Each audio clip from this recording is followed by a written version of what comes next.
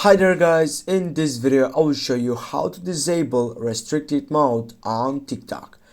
Guys, as you can see on my upper side there is a side which says restricted mode. That means that in this moment the TikTok account, the review of it is a restricted mode. Now what I need to do is just simply go on my right side by clicking on the profile section and then go on the three dots icon on the upper right side.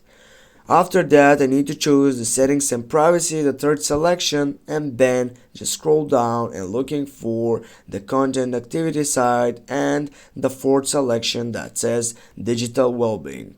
Click on that. Just go for the second solution which says restricted mode. Click on solution and here you can just turn it off, this restricted mode, by typing on the red button. Click on that red button and here you need to enter the passcode to turn off restricted mode. Go next. And here guys, as you can see, we have disabled our restricted mode on TikTok. Thanks guys for watching. Don't forget to hit that like and share the video. See you soon guys.